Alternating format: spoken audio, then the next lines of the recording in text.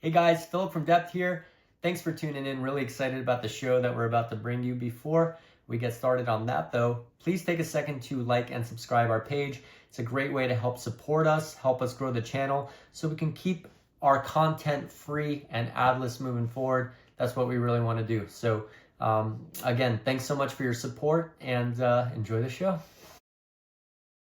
What's up, people? We have a really fun show because it's our first show. It's our first depth mock draft ever. And who better to do it with than our depth you dude?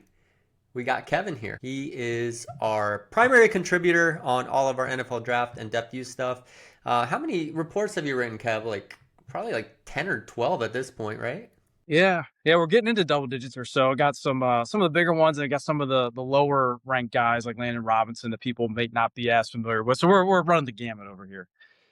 This guy has a lot of pets, and he requests pets to do the write-ups, which is great, right? Because we get a little bit of a run of the gamut in terms of the types of prospects. But we're super excited to be doing our first mock. What we're going to be doing is a bit of an alternate strategy. I'm going to kick it off first with the Las Vegas Raiders. Then Kevin will go, and so on and so forth. We'll be alternating back and forth.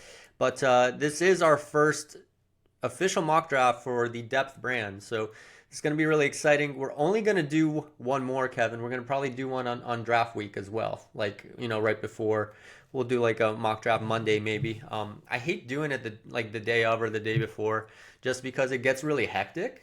Mm-hmm. Not in terms of scheduling, but like the smoke and the rumors and like you start to overthink things. So probably the Mm-hmm. best Yep. time to do it is like that Monday before. And we are recording on a Friday, and we'll be posting this on Monday for Mock Draft Monday on our YouTube channel. So keep that in mind in case something crazy happens over the weekend, like the Jags securing Jake Bobo, something crazy like that, that could just alternate the whole NFL universe pick by pick. So like I said, we'll get started with the Raiders. There's not much to get started with. We're going to flip over, and we are going to be using the Depth website for this exercise. We have our big board up on the screen that you can see on the left-hand side, and we're going to be going team depth chart by team depth chart just to give you guys kind of an exercise and a simulation in terms of how you could best use this free and adless site to do your NFL mock drafts through mock draft season. So without further ado, let's move over to the actual simulator. We're using PFF so we can track everything, and I will get us kicked off with the obvious choice, Fernando Mendoza. The Raiders just got Aiden O'Connell in a dream right now, so it's pretty obvious what's going to happen. So the draft really starts at number 2. So with that, I will turn it over to the New York Jets and Kevin from Depth. All What do you right. got for me? So kind of went down to two guys is kind of where I'm kind of leaning. Ooh. They patched a lot of holes through free agency as far as like giving band-aids and whatnot, Mm-hmm. as you can see on the depth chart right there. So honestly, they're the Jets. They have a lot of holes. They're not close. They have a lot of draft picks, probably more about 2027 than it is 2026 for them. I went ahead and just picked the most talented athletic specimen they can find. It's either Sonny Styles uh, or be Reese as well. So I went with Arvell Reese. Figure they can play him, get creative with him. They can go ahead and play him as a stand-up backer. They can rush him off the edge, and then hopefully they can find the best fit for him. So I figured, why not go with the upside? David Bailey was also in the mix, but I went ahead with Arvell Reese. I know there's no real consensus, but Arvell Reese to the Jets at 2. Arvell Reese. And Arvell Reese comes in at number 7 on our board, believe it or not. Only because on the analytics score, there was a bit of like production projection, I guess is the best way I can phrase it. Like, the whole like second half of the season, he like didn't even have a sack, and he wants to be an edge rusher, and it's like this whole thing. He's only 20 years old too, right? Like that's another thing. So they're really gonna go for what they think is a ceiling pick there. So Mm-hmm. Arvell Reese, very good to the Jets. That could be a good chess piece playmaker. Who they got Duker right now? That's the defensive coordinator, I think. Mm-hmm. From the Yeah, so Dolphins, yeah. from the Dolphins. Yeah, so that can make a lot of sense. Now, Arizona. Wow. So this is the crazy thing about the Cardinals is I've had Essentially, for some reason, ever since like the combine, I was like, they have to take Sonny Styles, right? Like, look at they just Hmm. need like a new kind of alpha in that defense. Like Buda Baker, who even knows if he's gonna end up on the team this year? Not because he's gonna get cut or anything, but they might trade him to a team like the Eagles. He's just older, right? And they might want some Hmm. of the return on the resources back. So they need that new like name, need that new face on that defensive side. And then I'm like, wait a second, they have an offensive head coach with Mike LaFleur. Elijah Wilkinson at right tackle is freaking me the F out, right? And is there a more like Ramsey right tackle than Maui Noah? You know, Yeah. like that Yeah. that fits their run scheme, what they want to do. Mike LaFleur wants to run the ball. Ultimately, I will caveat this with because Maui Noah is 17th on our board, so this is going to be a bit of a reach when it comes to what we have on that left hand side. However, if you're really thinking about Monty Austin, he's a guy that probably is going to trade the pick. I would think, right? Especially if they like decide, hey, you know what, this is the route we're going to go. Maybe they want to drop a few spots and do it. But for the sake of argument, I think with LaFleur there, I'm going to go with Maui Noah, who's seventh on the PFF board, 17th on ours. But they need to run that ball, and so on and so forth. So now we got the lovely Titans for you, Kevin. What do you got? Yeah, who doesn't love him? I went with well, I was thinking first. I'll preface it by saying I did have Maui Yoga on the list here for the Titans. Jeremiah Love also in consideration. Honestly, they're another team that probably just needs a little bit of everything. Depending on how you feel about some young players already there, like the J.C. Lathams of the world. But I went ahead and just went with David Bailey. Figures in to be pretty good fit with Robert Saleh, aka Bob Salad. So he seems to be a good fit there, even though they just got Jermaine Johnson. They brought him back to reunite with Saleh. So, what's the problem with having too many pass rushers? Everyone wants more. If you have five, you want six. So, I figured David Bailey, he's in the mix to go as high as two. If he goes to four, I mean, I think the Titans fans are probably ecstatic about that. As far as the rest of that roster goes, we'll see. But I feel like it's hard to miss on David Bailey. New Leo for Gus Bradley, David Hmm. Bailey. Wow.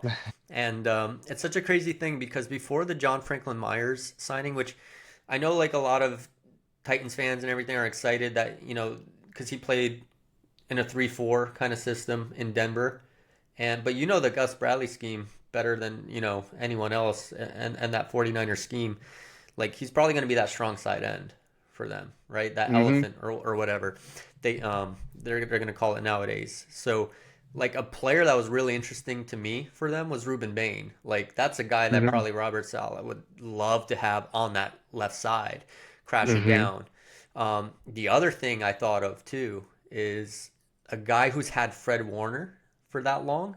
Does he get tempted into a crazy curveball Sonny Styles pick here? Right? That's another Yeah. thing that's really interesting. But that's I don't think you can go wrong with a pressure cooker like David Bailey. Like that guy's just going to get Hmm. after it. Even though they traded for Jermaine Johnson, he's in the last year of his deal, so there's no Hmm. like real commitment there. And they could do some things with both of them on the field if they're creative. So we got David Bailey there. So on to the New York Giants. We're moving on.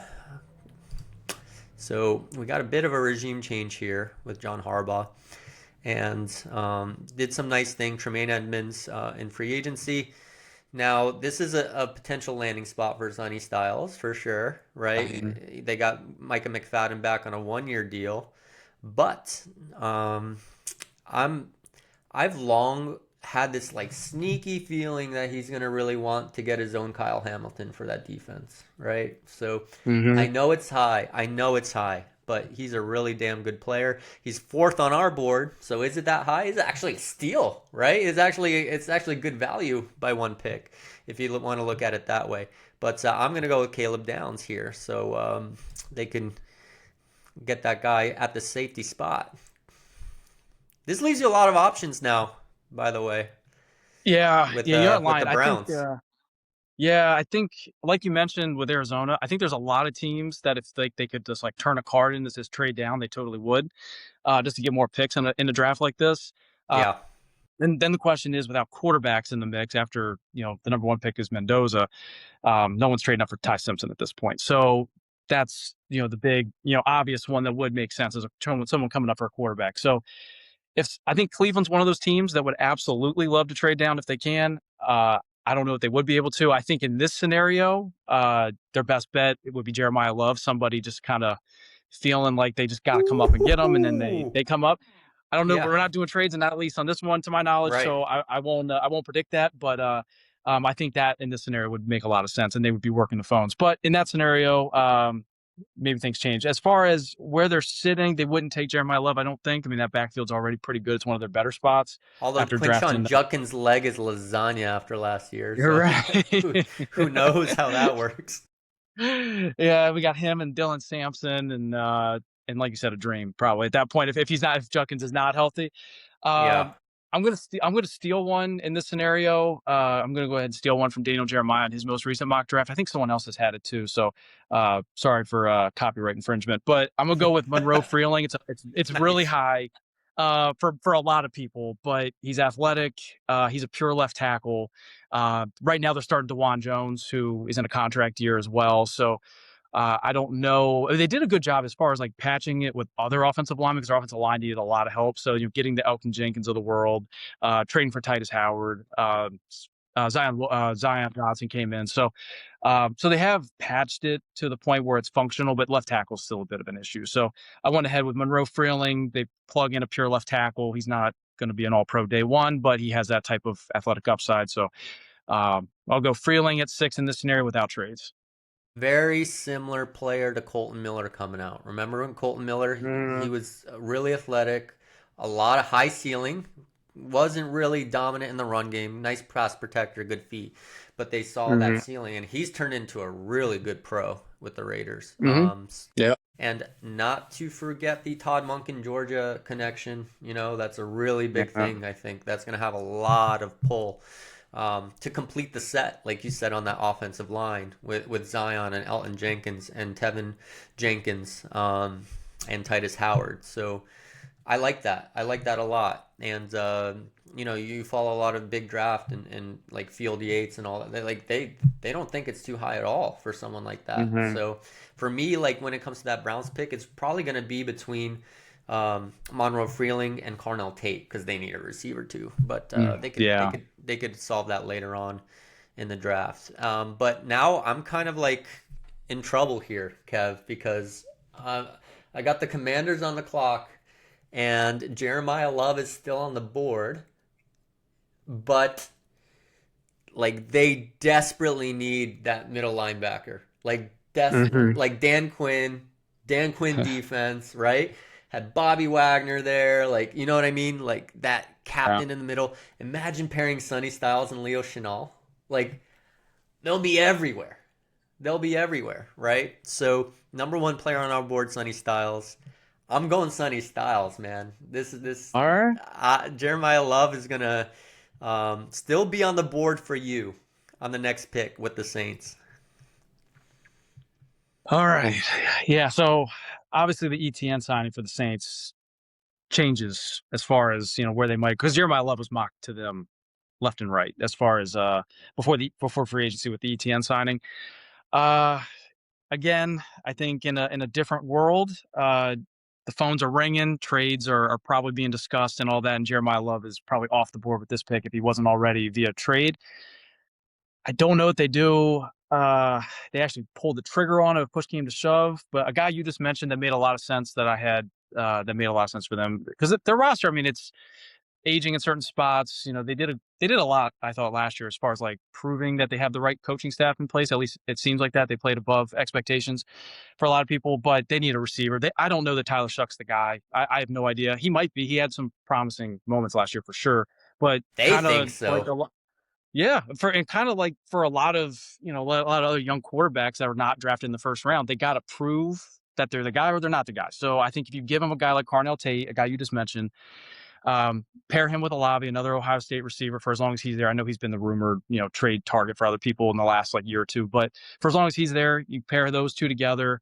find out if Shuck's the guy. If he's not, you enter the draft, circus, next year when you have the whole projected quarterback lot being a little bit more promising. But I think Tate will give Shuck an opportunity to prove or disprove he's the guy. So I went ahead with him if they don't trade down, which we're not doing. You heard it right from Kevin's mouth, Saints fans. He rather give you a receiver than fill a wide open strong side defensive end hole left by a 14 plus year career of Cameron Jordan that has now disappeared with Ruben Bain on the board. But I agree with you. They love OSU players. Like they always have, right? They love Buckeyes. So Yeah. Carnell Tate with Olave there.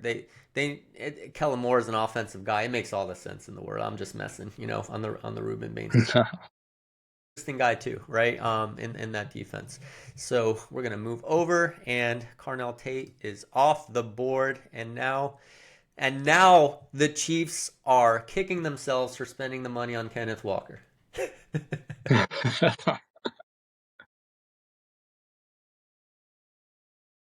To the Chiefs depth chart now, and the first player that comes to mind, because they seem to do the common sense thing. They really do. And it's crazy that Ruben Bain is still available to me. Like it is, but it isn't.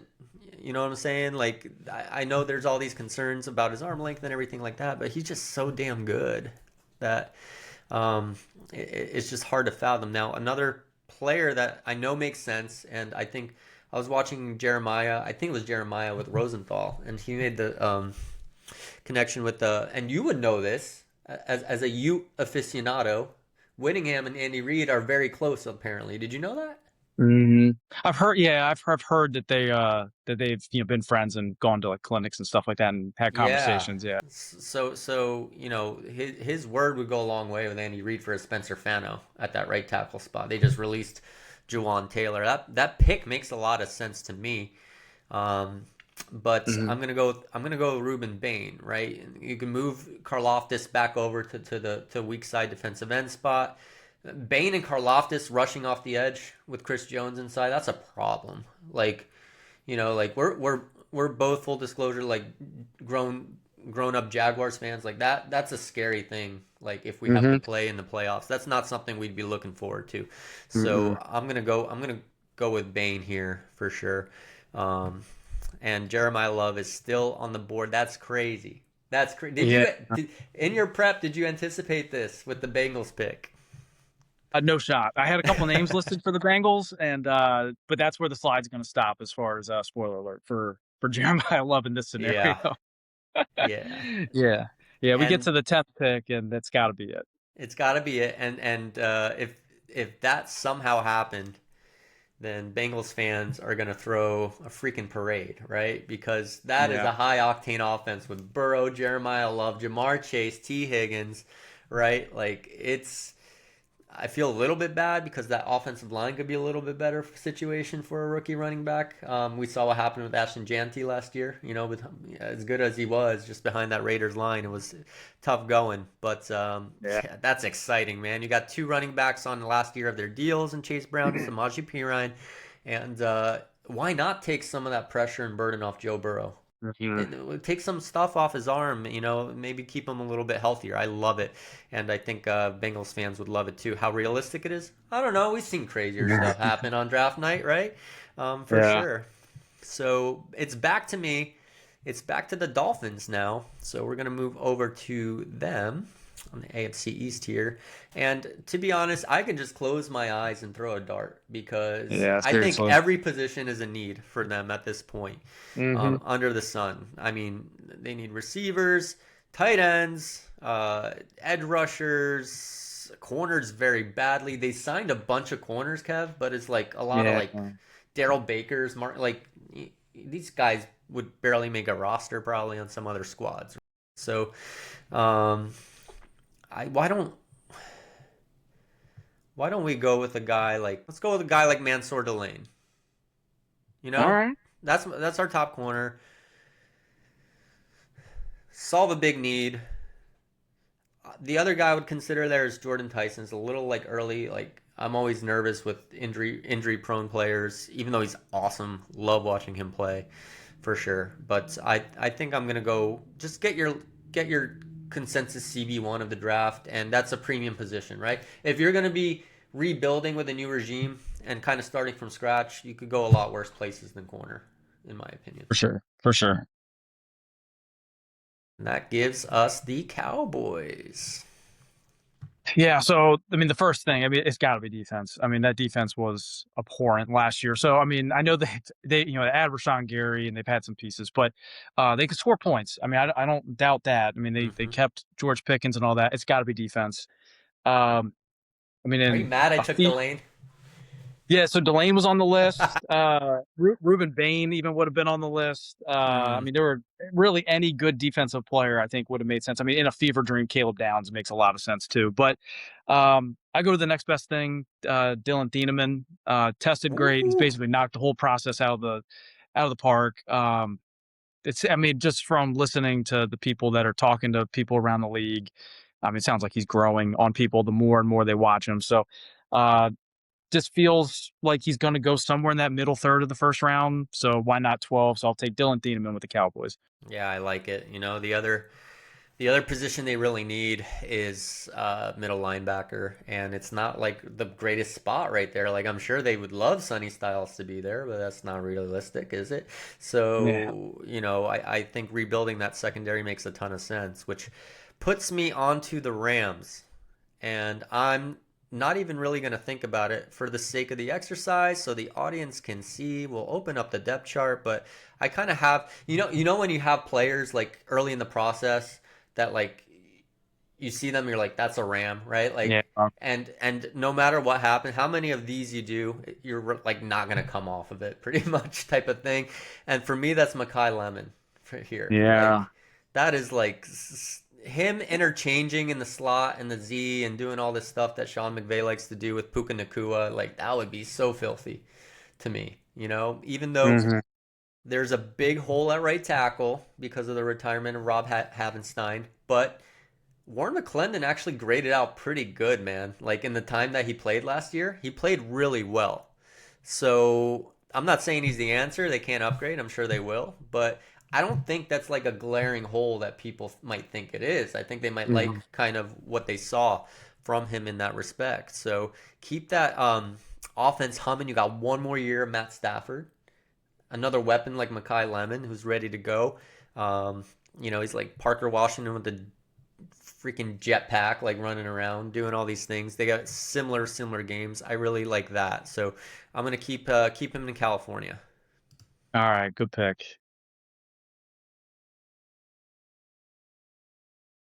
Baltimore Ravens for you're itching to take a Ute. I'm sure. I was thinking about that on there as well. That makes a ton of sense. I mean, the Ravens we talk about the Chiefs too. I mean, kind of being these common sense franchises, they just kind of do the thing. The Ravens are one of them to me. They just seem to always have a dude that just falls in their lap, and everyone's like, "Of course that guy fell to them." Yep. Um, I don't know. I mean, I know that they drafted Roger Rosengarten a couple years ago in the second round. He's been pretty decent for them, but they could add to the interior. Obviously, they just lost Linderbaum. I mean, a lot of people talk about Spencer Fano kicking into center. That he could do it in theory. He's got the skill set to do it. After playing right tackle in Salt Lake City for the Utes the last 3 years, I'm just going to do it, and just everyone's going to sit there and say, of course, Fano falls to them at 14 after being mocked as high as the top 5 at some point. So, it feels like a Ravens pick. There were a couple other guys that made sense, but Spencer Fano it is. Yeah, like Sadiq is interesting. It might be early, right? But just think of Mhm. that like with likely leaving and this kind of stuff that Lamar can do with a guy like that behind Mark Andrews. That's really tempting. But I think you're pretty spot on because like they have multiple holes on the interior. It's not just center, but like they're with signing John Simpson, they're probably going to try Voorhees and Emery Jones on the right side. Like that's not a really stable kind of situation. So even if Spencer isn't really panning out at center, you move him to guard, or like you said, you have an heir apparent to Roger Rosengarten on the tackle spot too. Mhm. So it really, I think it's a really clever pick for sure Mhm. on that front, which now leads us to the Bucks. So moving over to the NFC South, Tampa Bay Buccaneers, Todd Bowles. We got some needs, and I always, always want to solve the linebacker spot for them. Like it's always every time I do a mock draft for like the last 2 3 years, I'm always like they need to get their linebacker. I remember last year was like Pepper and Jahad Campbell every mock draft. Like Yeah. they need to fix this. But I don't know if the value's there. It is from our perspective. On if you go Mhm. off the depth big board, because Jacob Rodriguez is 16. I'm sorry, 15 on the depth big board, and we're already at that point.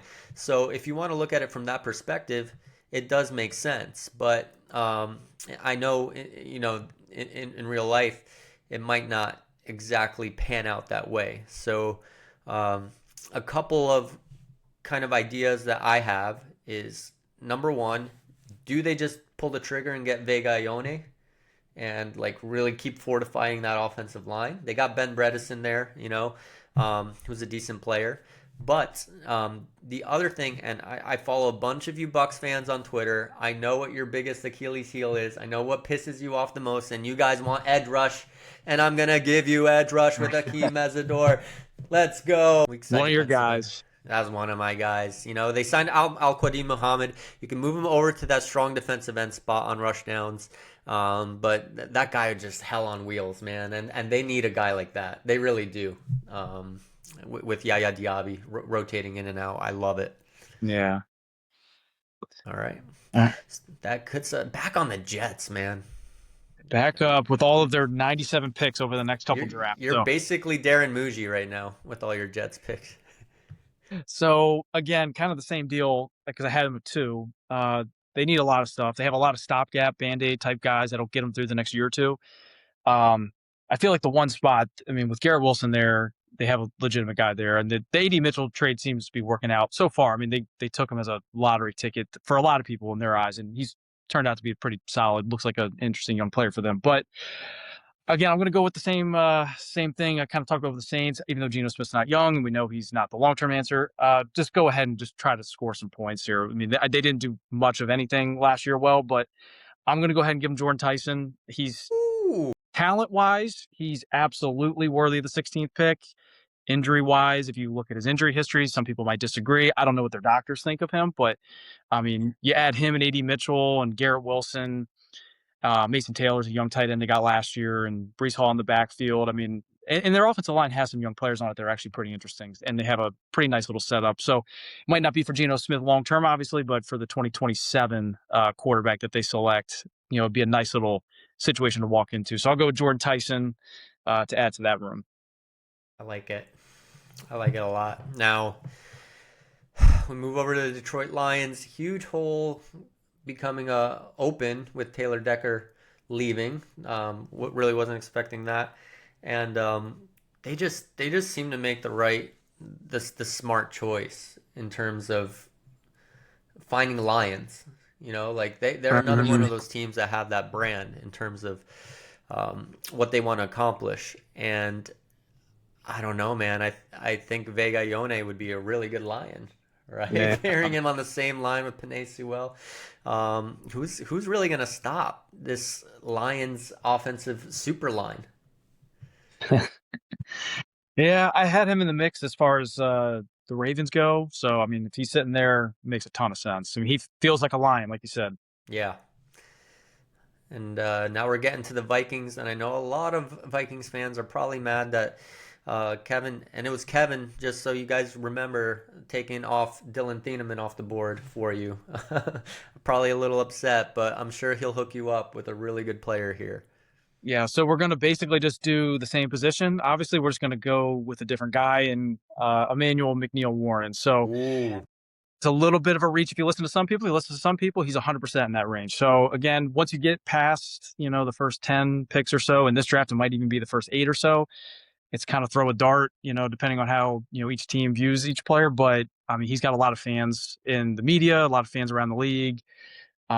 Just feels like a guy who's going to go somewhere between 16 and 32, if I had to guess on draft day. So why not 18? Fills a big hole. Harrison Smith's gone after his 43-year career in Minnesota. So time to fill him with the next guy, and we'll go with McNeil Warren. He's falling. He's falling, and by he I mean Jermod McCoy.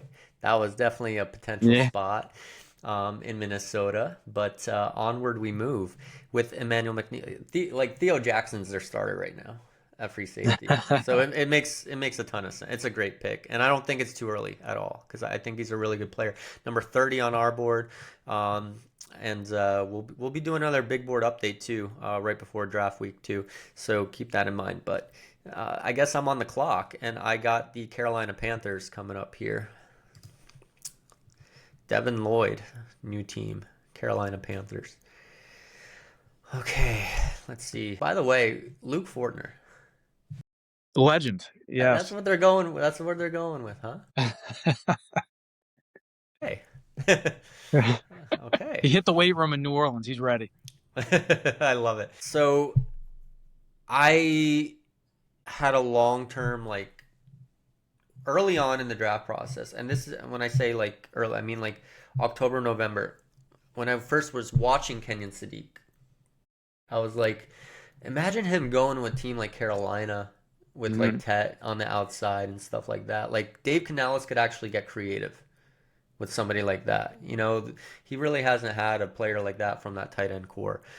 So I think this would be a really sneaky, like cool pick for Bryce Young, and I think Panthers fans would get really excited. They did a lot of stuff on the defensive side of the ball in free agency, Mhm. and I think they're gonna have a really good season over there. But let's get some fireworks in that tight end room. I'm gonna go Kenyon Sadiq. All right. That puts you back on the Cowboys. All right. So I had the Jets already twice. Now I get the second Yeah. pick with the Cowboys. So I'm playing Jerry Jones here. So I know a lot of people. You just mentioned him about 2 picks ago. Was Jermod McCoy? A lot of people have him mocked to the Cowboys up at 12. He's in that range for a lot of people. I know it took Thieneman for him, but I mean that defense was awful, and Jerry has not minced any words about it either. So he knows. I just feel like they're going to double down and just say we're just going to draft 2 DBs. We don't care, how it looks to people on that side. We're going to fix the problem. We're going to kill it with fire. So they're going to draft Jermod McCoy in this scenario. Just go way young, draft some athletes there on the back end, and hopefully, God willing, fix their problem because it was a big issue last year. It was, and the secondary, like everyone was talking about the pass rush and all. Like the secondary was the worst. Like I don't want to say the worst. The Jets didn't have an interception, but they were bad, you know. And they do need a shutdown corner. They released Trayvon Diggs, who was starting to dip in his. I don't think they were expecting him to dip right this early in his career after paying him and all that stuff. So you see that kind of left cornerback spot with Siobhan Ravel and Trequezy Bridges, both second-year players. Let's go ahead and kind of get an alpha in that secondary with Thieneman. You're really cooking with gas with those two guys, so that makes a ton of sense to me. So we got Jermod McCoy to the Cowboys. Now we're moving on to Steel City. Here we go. Site of the NFL draft, Pittsburgh Steelers. So they acquired Michael Pittman Jr. It was a good pickup. I liked it. Um, Pairing him up with DK Metcalf. I I'm thinking about doing something crazy. I'm really thinking about it. I think first of all, let me say this. I think they would have loved Makai Lemon, right? Like if Yeah. Makai Lemon was still on the board, I think they would have loved him. Do they reach for Nomar Cooper? Probably too early. With that being said, this might also be a little too early, but I'm going to do it because look at that left guard spot. Spencer Anderson. That's not going to cut it. Mm-mm. Give me Emmanuel Pregnon. I know he's probably going to be a bit of a quote unquote reach, but this dude's built like Blastoise. You could plug and play him. He's like the prototype, like Larry Allen on the hoof kind of guy. You could plug Hmm. and play him. He's going to be your guy from day one. And it's not the sexy pick. I'm sorry, Steelers fans, but I think it's a player you'd really like. 3, 4 years down the line, you're looking back, and it's time for an extension, and it's a no-brainer type of guy for a second contract. Chargers. All right. Well, they have the tackles with Joe Alt coming back, or Joe Alt's back, and then Rashawn Slater coming back off injury, I should say, as well. So the tackles are good, but this is the same franchise that took Alt when he was a left tackle and said, no, we're going to move to right tackle.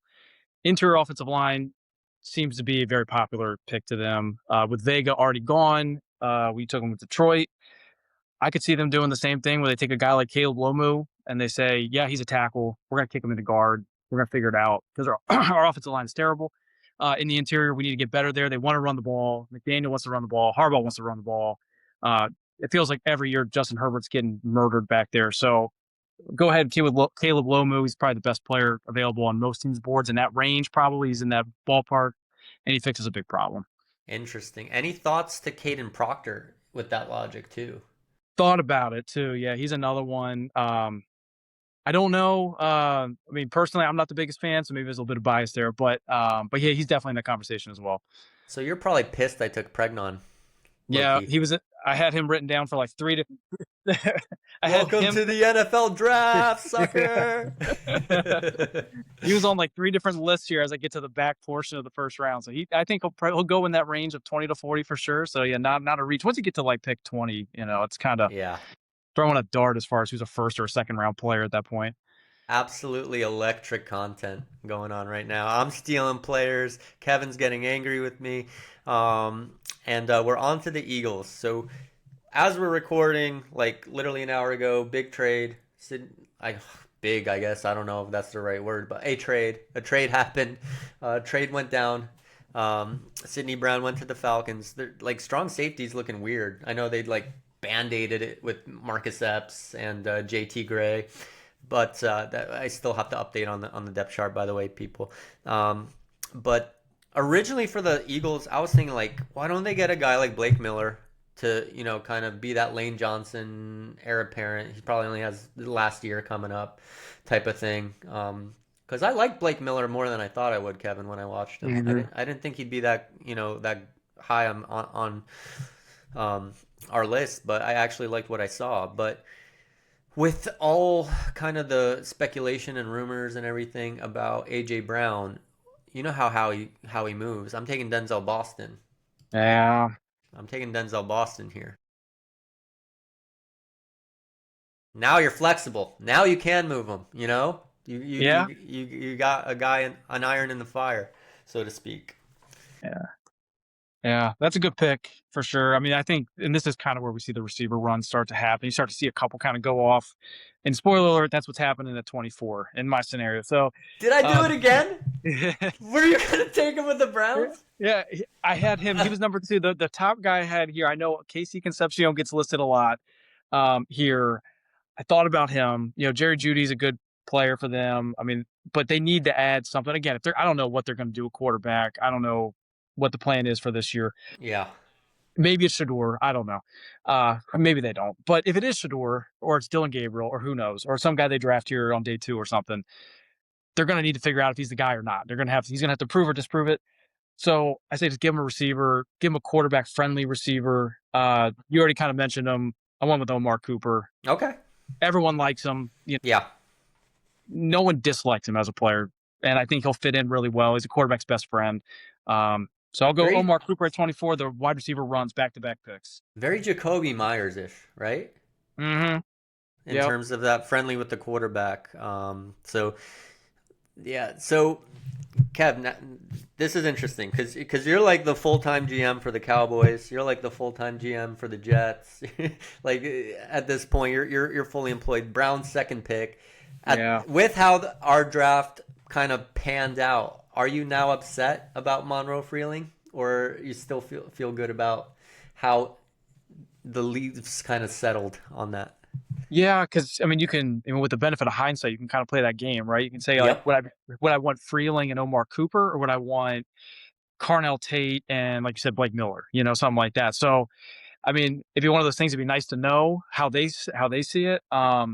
It's hard to be upset with Omar Cooper, and Monroe Freeling seems to have fans all over the place in the league. But so does Carnell Tate, and Blake Miller has been fast up a lot of people's charts really ever since the end of the season. So Hard to say. I mean, I would say the Browns would be happy with that, but you couldn't argue if you knew what was going to play out if you went with something like Tate Miller in a perfect scenario. That's not bad either. Yeah, for sure. And that puts us on the Bears. And this is this is an interesting one. They lost DJ Moore, right? So they're hoping for a big jump for Luther Burden coming up. Like Caden Proctor feels like a bear to me. I know they signed Jedrick Wills, but like I mean, who knows? Like what he's doing? Who knows what he's got going on right now for this 1 year deal? And Joe Tooney's not going to play forever, man. I know he just won Protector of the Year. He's still playing really high level, but if Caden Proctor starts to struggle a little bit at left tackle, you'd be moving into the long-term left guard. All right, 26 with the Bills. I had a Oh, couple. I had a I dare you. I I had a dare you to do couple it. teams listed here that were like on my preset rankings here. Um, I was thinking about offensive line. They lost David Edwards to the Saints, so thought about that. I know we've already had kind of a little mini run here on offensive linemen, so that's where I'm kind of leaning right now. There's another name I'm going to go a little bit off the wall. Just seems like a Bills guy if you go back to when they drafted Greg Rousseau. And he's gotten a lot of steam ever since the offseason started. I'm I'm kind of leaning with Malachi Lawrence a little bit. I'm thinking about it, and I think I'm just going to do it. I think I'm going to do it. They lost Epinesa. I just think they're going to say, screw it. We need edge rushers. He's been rumored. People like him at the end of the first round. Like I said, what's the difference between pick 20 and pick 45 in this draft? Like, it's your grade is going to be different than someone else's grade, vice versa. Yeah, It's all over the place. He just feels like a Rousseau-ish prospect with a lot of traits that would be up their alley. So screw it. We're going to add him to Jim Leonard's defense. I'm not shocked at the pick because like I was looking at it and I realized I didn't have the Seahawks pick, so I feel comfortable in saying this. But if the Seahawks pick had landed on me, I totally was gonna shock the world with Malachi Lawrence. Because isn't that like also like, the type of pick the Seahawks make? In terms of like a Off the traitsy guy, wall. like Boye Mafe, like type guy, right? Traits, and then just comes into that system with Mike McDonald and just kicks ass. So that was gonna be my. I don't think it's too high at all. Like you said, he's gotten steam. What I was daring you to do was Jacob Rodriguez maybe here. Noted Bills fan Jacob Rodriguez, mind you. Yeah, true. But I guess you don't like stories. You don't like good stories here. No, I hate stories, honestly. I hate stories. I root for the grit, honestly. that's perfect. No, it's gonna be interesting to see like what this new, I put new in air quotes with Joe Brady still there, Bills regime ends up like doing philosophically in the draft moving forward. But I am on the clock now, and I am John Lynch with the San Francisco 49ers, and there's some stuff to do here. Mike Evans has entered the chat. Connor Colby, does that instill a lot of confidence in us at left guard? That's something to consider. They signed Nate Hobbs. Is he even healthy? He hasn't played. Like, there's a lot of stuff going on, but man, I'm stalling because I think I'm gonna do something, but it's gonna be a projection, and that's Blake Miller. Can he play left tackle? Maybe. You Yeah, know, yeah. The whole Trent like Williams saga leads to this. Makes sense. they just paid Colton McKivitz, so that's the right tackle. But Trent Williams saga, can he play inside guard for 1 year? Even if they fix it with Trent, right? Can he play inside at left guard next to Trent for a year? That'll be cool, right? Like, I don't know how well it'll go, but in terms of like mentoring and being next to the guy like that for a whole year before you replace him, that could be really interesting, for sure. So we got a little run on like tackles, man.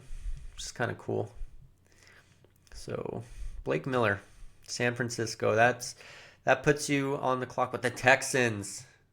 But yes, everyone's favorite team. I'm going to keep the run going as far as offensive lineman goes. Ooh, The perennial need of the Houston Texans, it feels like. not anymore. Look Yeah, at this. Ursery, Teller, Andrews, Ingram, Braden Smith. They actually did some work, man. they did. They added some patch. I think Dwight Teller's on a 1-year deal, so I mean he can get the job done for a year, provided he stays healthy and all that.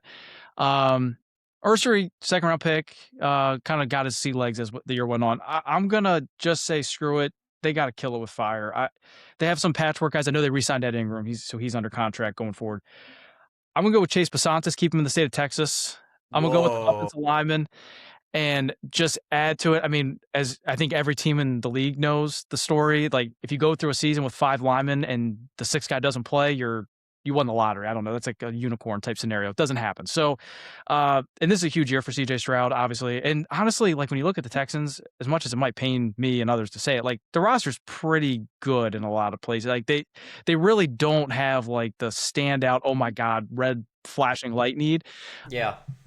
So they could always add more to the defensive line and just make a strength That's even. what I was thinking, like Caden McDonald type guy Yeah, for them. yeah, Like Togi that and yeah, that's a pick that would make sense because I think Teller's on a 2 year, Kev, and I think Ingram's on like a 2 or 3 year. So unless Bisantis is playing center, he might be sitting for a while, right? But like you said, kill it with fire. We're gonna go Chase Bisantis here. That O line is officially fixed, people. I mean, they got Trent Brown as a backup now, Evan Brown as a backup now, Chase Bisantis as a backup now. You guys are straight. You guys don't have to worry for a while. I thought you were gonna like throw a wrench into everything and take Ty Simpson. I yeah. was worried. I was worried.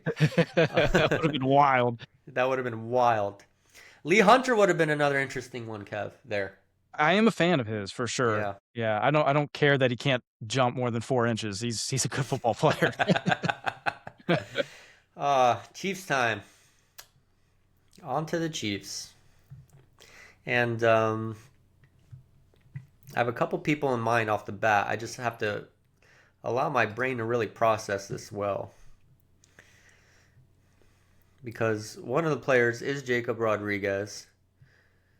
But like they lost a lot of corners.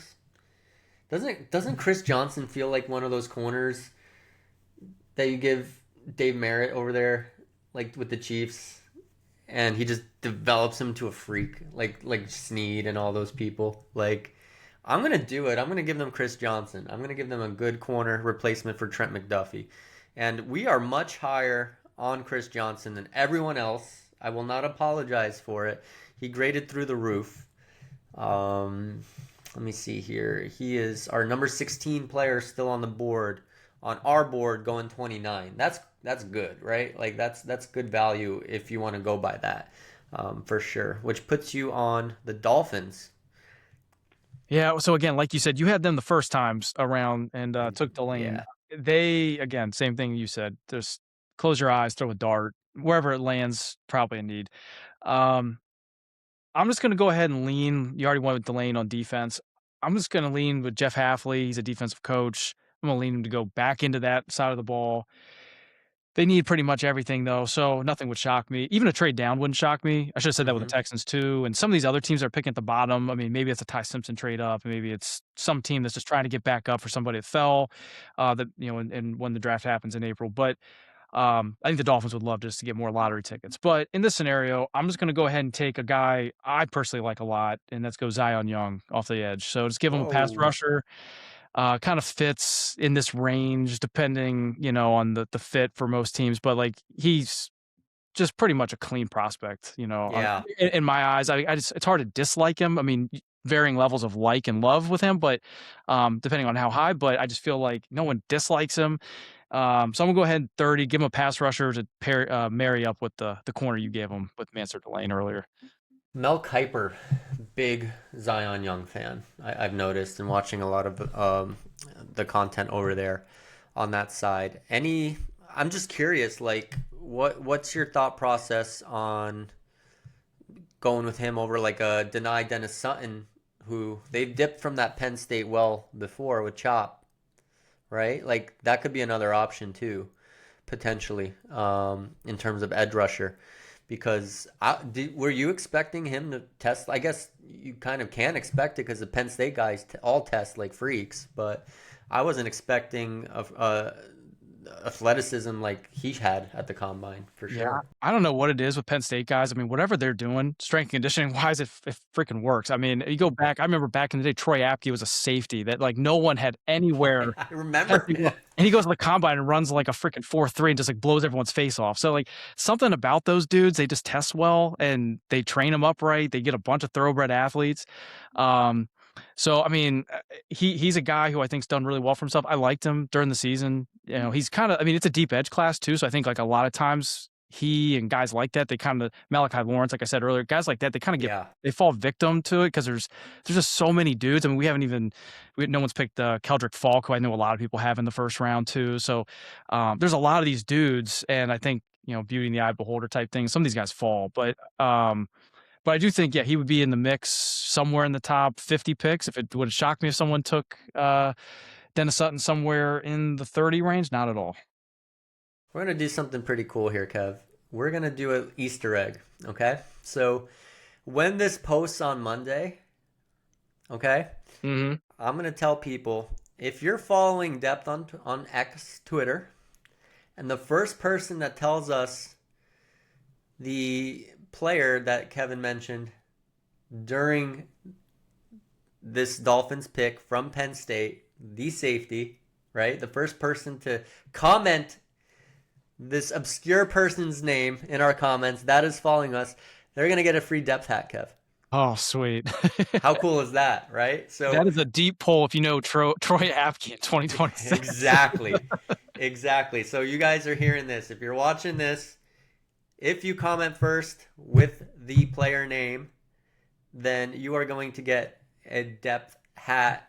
One first come first serve. Okay, so it's like literally the draft day $100 bill at the end of the playbook test.